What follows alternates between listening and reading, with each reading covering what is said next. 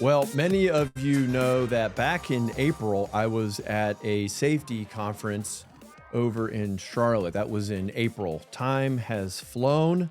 I got to meet a lot of interesting company, a lot of interesting people. It was lunchtime, and I sat down at a big open table. And for whatever reason, my table filled up pretty quick. I got to meet a lot of interesting guys, and a conversation developed that I really wanted to carry over for us today. The gentleman that we're going to be meeting today, Chris Dietrich, he is the health, safety, and environmental leader for the North American manufacturing and supply chain divisions within TK Elevator. Now, the backstory is, I'll just tell you, I remember in Atlanta, we had ThyssenKrupp. Well, ThyssenKrupp did a spinoff. And when they did this spinoff, they needed to go through, the new organization wanted to go through a transformation, and they wanted to start with people. And so Chris has a unique background coming out of safety, but also having a bit of a consulting style and background, the people that he's worked with.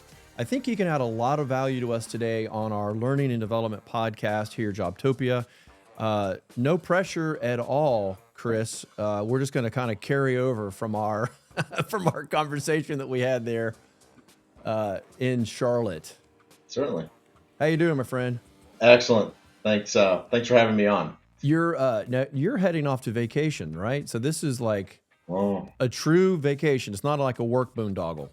No, this is unplug. It's one of our tenets of the safety focus is we get home with TKE, which is fantastic because it connects effectively the hearts and minds. Well, it's about everything we do is to get home to our families, and so we also, from a mental stress standpoint, we have to unplug, we have to recharge. So when we come back, we're invigorated and leading from the front. So this is the last thing between me and vacation. So looking forward. I love it, but excited about this as well. Yeah, no, I love it. So what you're basically doing is you're installing all the firewalls. Yeah. I have a fantastic team. Absolutely prepared. They can handle it. So you're putting everything in place, guys. Do not call me. You've got my cell phone. Just don't call me. Yes, that's one of the most difficult things. As I've grown and matured, keeping things close and making sure you want to have your finger on the pulse. And at the end of the day, you're not creating capability of your team if you can't allow that. So getting better at it the older I get. Act, learn, adjust. I mean, that's just kind of how it goes for leaders. I was thinking when I first joined Timpl, the business unit that I was put in charge of was struggling. And it was very natural to me to observe essentially how the operation was operating up to this point. Instead of me coming in and putting my thumb down, I spent a lot of time just observing and watching, learning the existing processes.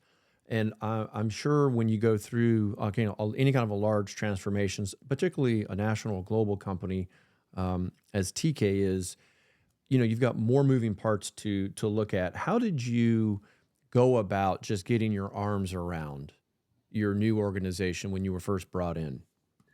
Yeah, it's I've had a very wonderful journey in my career, just taking it back a step. Coming out of school, I was able to work with Bridgestone Firestone, tier 1 automotive supplier, and really learn what good looks like. Thought I understood it, and then jumped to the next organization. At that time, it was Eaton Corporation, and I was just exposed to many leaders with strong leadership styles, but a deep knowledge, understanding of operations and controls. And at the time, I didn't appreciate as much as I do now. But through that process, and working with the most recent firm before TKE with ABB, just strong mentors walked me through the key to doing that. And the one thing, if to simplify, right, oversimplify, is to focus on the people. Because if you take care of your people, they'll take care of you. So when you're thinking about a transformation time, let's understand what we're playing with here. I love the observation piece you talked about. It's taking a step back and saying, all right, where architecturally do we talk about and embed the focus of the organization on our people? And the reason I say that is, I've been a study of culture and just fascinated with it heavily for the last 10 years.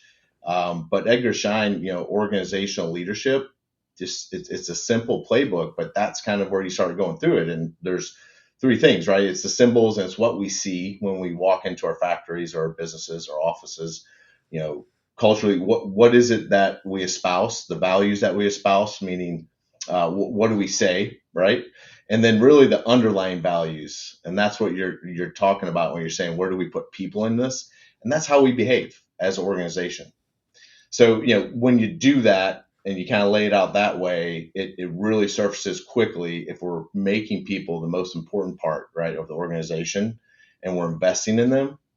Then it makes it quite easy to say what kind of culture do we have, and then you can start dissecting from there. And there's a couple different ways we can get into it. Well, what I find is interesting though is that you're in an organization where they have put a premium and an emphasis on people, because there are a lot of organizations that they just they they talk, hey, we want people to be important, but you look at everything they do, what they say, as you said, as Edgar would say, as they are espousing, and there's a disconnect, right? There is a clear. It's so easy just to put that nonsense on a website, and there's just a complete disconnect. I think you harm yourself more to say you're a people organization and then you don't even espouse it. So I think it's great that you're in an organization that is truly acting on that. Um, Maybe at some point today, you might even have some advice for people who work in organizations that maybe don't put people first. And you are a people first person. Like, how do you even try to manage up and create something that maybe others don't believe in as much as you? I mean, I imagine that's got to be very challenging. It's fascinating. In safety, you have compliance, and then you have commitment and the behavior aspect, the cultural piece that we're talking about. But culture change is around conversation change. And so anecdotally, you can come in. Structurally, you see where we put people in the ranks and how we focus on them. But then how do we talk, right? How do we solve? How do we respond to things as they come up? And I use the playbook around HOP, the conference where we met, right? Yeah. Um, Going back and just resetting and making sure I'm keeping the fundamentals in front of me that I've been exposed to through my career, because those are the building blocks, to your point, that I focus on with the organization when we come in, right? And just for the folks on the phone, HOP is human organizational performance, and there's a couple principles. One is it understands that humans are fallible. We make errors, we make mistakes. The second one is blame fixes nothing. Context is what drives those behaviors that we were talking about in that, we think about the cultural iceberg of Edgar. And then you get into learning is vital. And, that's one thing I enjoy about your podcast and listening to you is you go back to and you really connect around, hey, how are we observing? How are we learning, right? Plan, do, check, act. I picked that up from you. I think that's what drew me to your table. And then the last thing is, response matters, right? And we don't react, we respond. And so when you start looking at the organizational behaviors, those underlying values, you can really start dissecting it. And we can jump into a couple of them just to kind of give some context. That'll be helpful. My But you learning just over the said, career. but you just said we don't react, we respond. That's right. That is a mindset that you are not thrown off course when something right in front of you looks terrible that's just happened. I mean, Right. that's got to be a very learned experience. You've got kids. We'll have a You kid. got Kids. you got to Do you know practice. how? Do you know how much you want to just react to something, and it takes a lot of internal quiet and training to Yeah. respond. Can you Self maybe talk a self little more regulate.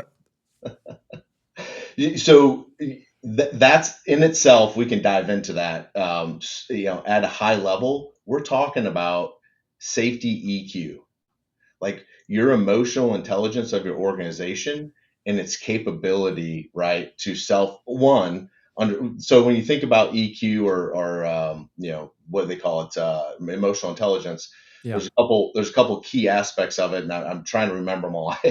There's just so much, but one of them is self awareness, self regulation, motivation, empathy, and it escapes me what the it's about social skills, but that response is really around leadership's capacity to understand where we're at, right, manage our emotions so we can respond in a proactive and effective way with our folks, right, and the only way to do that is to really understand humility, right, be able to humble yourself and appreciate, even as a leader, we make mistakes. I'm a human, but the uncomfortable idea that we have to sit with as leaders is that, yeah, I do make mistakes and I have to be able to humble myself to those mistakes and create a learning out of it, even if it's resistance that I'm receiving from my employees, You right? just said create a learning out of it. Yeah. And, you know, we've talked about Jocko, you know, off air. We've talked about him Yeah. at our conference. He gets down real close to the mic. Yeah. You know, he gets And that real gravelly voice. And there was one segment, one little bit that I guess called a bit. I mean, I don't know if it's a bit. I don't know him, but anytime something bad happens and someone comes to you with a problem, he has a certain approach, right? And I think you were espousing this a little bit in our conversation, and that kind of attracted me to, you know, understanding how you're helping your leaders, your team deal with problems. Because we know what Jocko says. yeah. Hey, I just broke my leg. Yeah. Good. Good. You'll Right. make your other leg stronger. Like, what? What's the upside, right? Staying optimistic. So I've been listening to his pod, like very fascinated with that extreme ownership standpoint of it.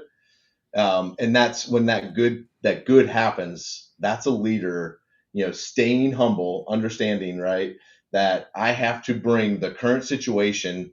Um, it's like the empowerment dynamic. I don't know if you've heard of that term, and I think it's Dr. Emerald Green or Emerald. It's been a while, but in the late '70s or early '80s, he came up with a thing called the empowerment dynamic. It's like two triangles. One is the drama triangle, and one's the empowerment piece of it. And if you draw a line through the middle, you ever heard that, like, hey, I'm below the line today, or I'm below the water level, give me some space, I need to get back up. That's where I equate that to. And that good is essentially taking you from the drama, and drama means there's three tenets of it. It's persecution, rescuer, and victim, right? And those are all emotional things that we all know are in that state, right? And then the upper part, the enabling or empowering piece, is coach, mentor, and creator, right? And so that statement, Jocko oversimplifies it, but as a leader, understanding, right, that social dynamic, that when he says good, he's taking that victim mentality that is being exhibited by whoever brought the issue. Hey, we're in trouble, the ship's sinking, whatever it would be, right? Sales are down, good. Good. Because he immediately shifts them up, just grabs them by the straps and pulls them And up pulls them up. into, let's start talking and understanding where we go from here. Let's not play down here in the drama triangle. And so that empowerment piece of it, that's why I'm drawn to it. He's just masterfully simplified things into some very I mean, simple. he's just a no BS, Yeah. We're getting shot at. Good. Yeah. Response matters. And that's why, when you think about human organizational performance, it's really getting into the psychology and the industrial psychology of the leaders that we have here today, and what their ability is to understand their self, regulate their self, so they can then transition, pivot to where's the organizational transformation we're going, and being able to connect their folks to it, right, and keep moving that block forward. Because if they're stuck in that bottom drama triangle, like, hey, I'm the victim of this transformation, or persecuting someone for bringing issues up, you're not going to move the business forward. So it's pretty easy to see those in the conversation, right? Yeah. Yeah. So Well, that's one of the cool aspects. that's the thing, Chris. And once you're trained, then you see the sign. then you kind of know that that's going to come to you. So now you're better prepared to Mm. not get wrapped up in the drama, as you say, the drama triangle. And that's a great way to put it, because everyone can kind of just see the bottom of the pyramid and the top of the pyramid, and you just don't want to be stuck in that area. And you probably have a lot of opportunity, really, with a large organization with manufacturing across multiple time zones. Um, issues are coming up. People are coming to you trying to get these problems solved, and you get to every day kind of be the Jocko and work Well, them through. that, But I what haven't thought about that way, but yeah, right. Like it's well, opportunity. that's Yeah, it. Yes, that's yeah. exactly it. It is the opportunity, because you're taking them, you've been going through this process now for what, 3 years. So you're in Mhm. your fourth year now, right? This is 3.5. So Yeah, you're in yeah, your fourth yeah. year. It is. Yeah, we're trans. September will be wrapping up for. Yeah. Yeah. So you're obviously you've come through that first initial, big ramp up phase. But there was a few things that you said to me that were common that you had found in the safety world when something happened. People would take a certain approach to solving a problem. I don't know if I'm trying to be kind of cagey because I didn't want to put words Sure. in your mouth, but This ties right into response. So you can sit down, and I know you're a data guy, right? Clean data is your thing, right? So gotta have it. you can appreciate the data tells a story, but it also, if you're not careful, will reflect your bias. And so that one of the first things I do is I just take a look at the data. Are we having reoccurrence of issues? And if we're talking safety, are we seeing the same kind of hazard turn into a risk that turns into an injury? And you don't have to look far if you're looking at a traditional organization to see that reoccurrence. And if you really boil it down, one thing I like to do is take that data and really dive into it and say, all right, from these incidents, what was our response to those? As leaders, how do we respond to them? Right. And you'll see, and what I've done is I just took the response and turned it into data and said, look, a strong response in the safety world is we're going to eliminate that risk so we never experience it again. A softer response, but still adequate depending on the situation, is hey, we're just going to put PPE on because we can't get rid of that risk. Like, hey, this metal is always going to have sharp edges. Let's put gloves on while we try to figure out maybe we can deburr it in the process with a capital investment, right? So I analyze the responses and I give them a score and I just show the leadership, hey, look, here's how we score it. Here's your score, and you just hold the mirror up, right? So they can see their reflection in what their leadership output is. And when that score is low, it kind of hits them. And that's where you really tie in. It's not intentional. Our folks truly care. I just help them care differently and see that. And that's where you start tying in this confirmation bias. You start discussing, when you think about confirmation bias, it's, we're always looking to answer our pre-existing beliefs, right? And as leaders, our belief is we're protecting ourselves. We're not wrong. It's the employee. And then you start looking at how they are responding to these incidents. It's name, blame, shame, retrain, or whatever that montage is. And when they start to see like, wow, this is how we are responding to all of these, this is a low score. When you look at that, where does that put us on that social dynamic triangle we just talked about? We're persecuting, right? We're telling the employees the problem. So once we come to that realization, and there's different ways you can do it, but that's just one that really cuts straight to it. You look at the data, you use the data, you tell the story, and then you just kind of reflect on it with the team. Then you take a step back and it's like, what do we do with this and where do we go next? And that's where the fun part becomes, kind of interesting. I'll tell you when this became useful to me. I don't know what year it was, but I always work on leadership, tend to the leadership garden. Any organization I get to, we do this leadership training and have these discovery comments. But we usually have this conversation right before lunch break. And I had a leader come back and he said, look, Chris, I checked emails while we were on break after that confirmation bias discussion and what kind of empowerment environment we're really creating. And he was watching his organization's responses. This was a quality leader to a quality issue. And it was the same organizational behavior of all right, we retrained the employee, we updated the SOP, and now it'll be fine, right? And he realized this is not a safety culture issue. This is the culture issue. And that was my big Mm. aha. Like, hey, I really need to start messaging that. Like, thank you. Culture is singular. It's not safety. It's not quality. And when folks use that, I caution them, and I really try to stop folks from saying it. Is I know culture change, all those things are messy and dynamic. Um, but when you think about saying, hey, this is a culture. I'm just trying to think You about the don't right. like the word safety culture. I know Man, you don't like that, right? it distanced leaders from owning it. That's what I was looking for. Um, Yeah.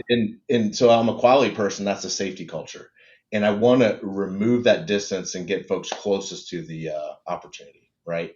And so, yeah, I think there is baggage when you just name a culture as safety. I think there's safety climate, right? But the culture is the culture. It's singular. It So is because you've yeah, got management all the way down that's right. That's right. And who's going and to it, speak and respond because they're the ones who have to respond to an issue, mhm, yeah. right? I mean, this affects Well, how you respond matters, right? Yeah. it's how you respond. And, that- But and so that's what was really attractive around TKE. As they started their journey as from ThyssenKrupp to TKE, and we're moving down that path. Jeremy Rainwater came in as the North American leader, and just a fantastic organizational discipline around we're putting people at the top of the strategy. We're going to be number one. Our journey to one in safety, and the second thing is around people. Right? What are we doing to attract and retain talent? And those are the first two aspects of his, organizational strategy. And when you do that, as a leader, for the leaders that are on the phone, as a mid-level manager, I call myself, you know, you feel that what Cortez do, the burn the boats, as they say.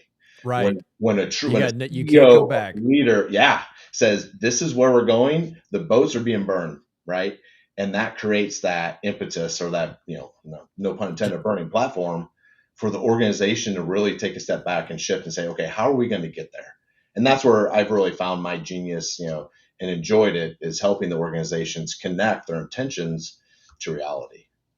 So a little side comment on all that, but Yeah, that's where the culture starts, and he's not saying safety culture, right? It's, hey, mm-mm. people first, people matter, right? Respect where they're at. This is a craft. We have to bring them into and be part of the solution and not part of the problem, right? If you're listening to this podcast and this all resonates with you, but you're thinking we don't have the right culture in our organization, I can tell you having a climate, we'll change the word here for Chris, a climate of safety, a good climate. Right. Um, it's a direct investment for ROI. Hmm. It comes out. It clearly comes out because I can tell you with all the different manufacturing plants that we staff, the word travels very quickly in any city that we are working in.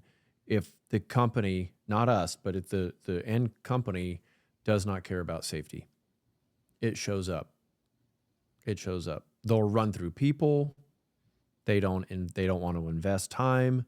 They, like you said, if you're scoring the response of how do they respond to an incident and it's a very low response, um, that word gets out into the labor market and people don't want to go work there. And it becomes harder to attract people. Then you have to pay people more. And then you have higher incidents. Your workers' comp goes up. It affects your productivity. Your lines go down. This to me is the biggest no brainer to invest in your people. And to me, I'm surprised that we're even having to have conversations about having a strong, people oriented culture. But unfortunately, it seems like in manufacturing, you still have some old school people, who just are productivity and efficiency is at the top and not necessarily people. Yeah, I've had the opportunity to work through transformations in a couple organizations, Tony, and it is not with years and years of sins that we're unpacking. How about that, right? And when you think about those leaders that are here today, the ones that get it, right, they know the most important thing they can do is say, we're going to start making this the strategy. And what's that proverb? The best time to plant a tree is now or 200 years ago, right? And so I think that's the fun part of transformations is this organization has been here for over 50 years, right? Especially in the Mid South. And they've been able to change and keep up with, think about over the years. So the organization knows how to do it.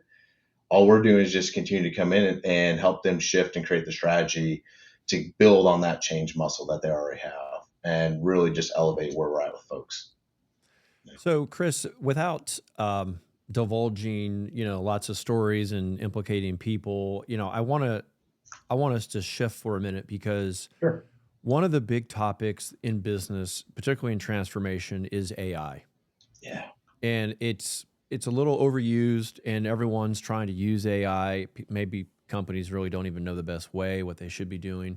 But I have seen some interesting tech for AI as it relates to safety. And I'm kind of curious, I'm sure there's a part of your day or your month, where you are looking at, what are the capabilities? What are the future capabilities? What could we be implementing?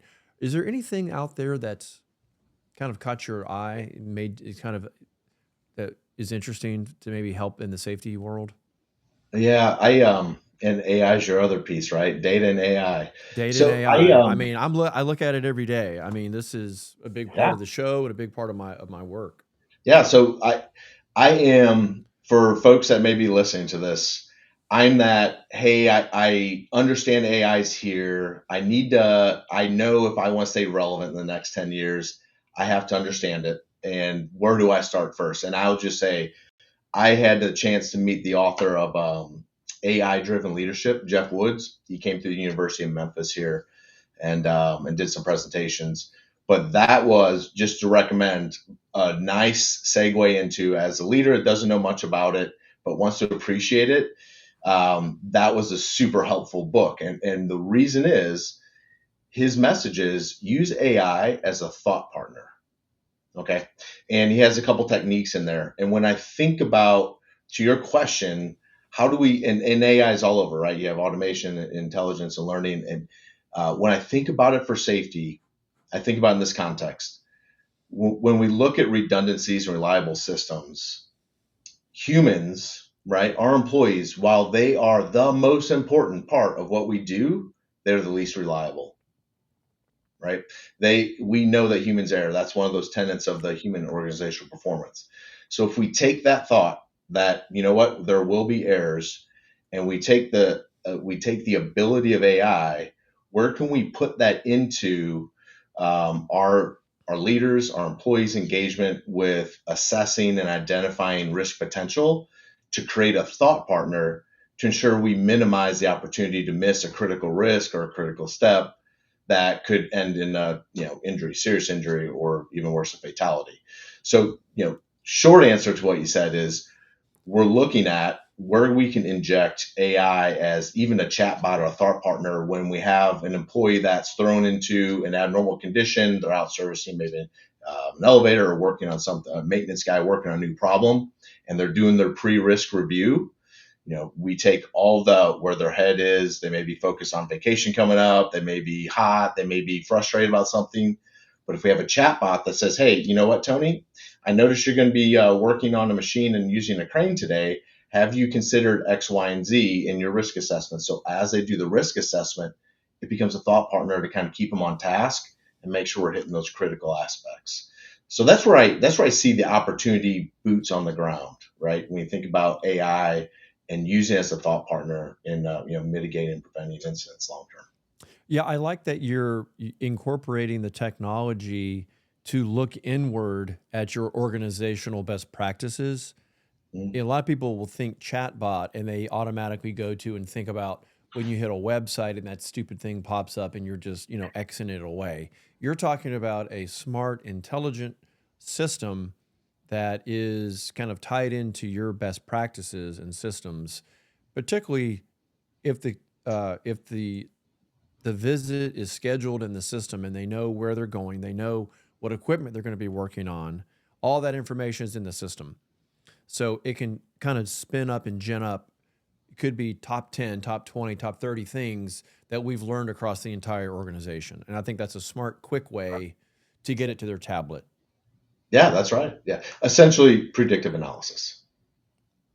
I wish I had your gift of just, I have to like say it and do a 360 around it, and then you just boom, predictive analysis.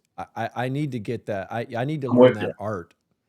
It's every now and then, or every now and You got. Hey, listen, you're sharp as a tack. You're heading into vacation, man. You're still then. on it. Yeah, this is what Predictive analysis, exactly, and that's a smart way to use AI. One of the things that I saw at the conference, which I thought was kind of interesting, and we've been looking at it as well, are the I think I don't know how it's going to play with privacy and such, but you've seen the cameras that are getting installed that do facial recognition. They look at your gait, they look how you're walking, they can tell, you know, uh, maybe if someone's not at their best. There's all kinds of implications for this. Have you seen that? Have you seen that actually in operation? Do you know what I'm talking about? I know what you're talking about. No, I haven't seen it in operation. I know there are several vendors out there right now really trying to push, using, um, you know, add-ons to your camera system for, it could even be as simple as like, that's very technical. And yes, there's a lot of GDR, data protection things with that. A lot goes with that. Yeah. Globally, I don't know what the organization's working on, but in the U.S., I've seen several around. We look at risk behaviors with the fork truck. Should they not Yes. be in this area? It can call it up, or is it traveling with the forks too high? It can That sort of capture thing. that and say, hey, look, you may just want to go check in with this employee. They may be having a bad day, not sure, but we've seen we have a Here heat. are the little triggers that we've seen. Right. Check, check, check. Okay. And I think it to me, it sounds kind of interesting, particularly if you had all those checks and the person, is going to, get into the forklift and the forklift won't start. To Oh me, yeah, that would be the best. That would be the kind of response that you'd want. Safety professional comes over, does a quick, assessment of that individual and realizes everything's fine. And we can just, it just creates curiosity, right? yeah. That like, hey, this isn't okay. A leader now has the opportunity to ask questions and understand what's really going on. And that's I think the big change around culture. And we don't come out to tell them they're doing it wrong. I mean, leaders are on the floor, 90% of the time focused on something, right? And Yeah. they will walk right by those opportunities. And when we slow down, we become curious and we ask those engaging questions, the 80-20, ask a question, let them talk. We'll really understand what's driving those and find what they call the work is done versus the work is imagined. And that's where that waste resides when you think about waste and our muda, if you will. Hmm. Yeah. I think there's definitely a lot more here we can unpack, but I'm sure vacation is calling, and I have been given advice from my listeners. We used to do hour plus long. I love them. I can just go on, and I know my guests can go on and on, but I think people like the bite size.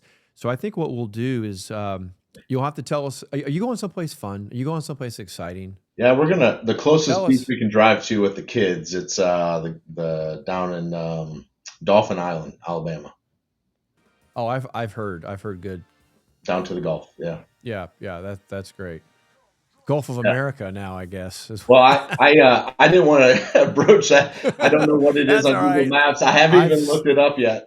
I have stuck my foot in my mouth a million times. I'll take Yeah, full response.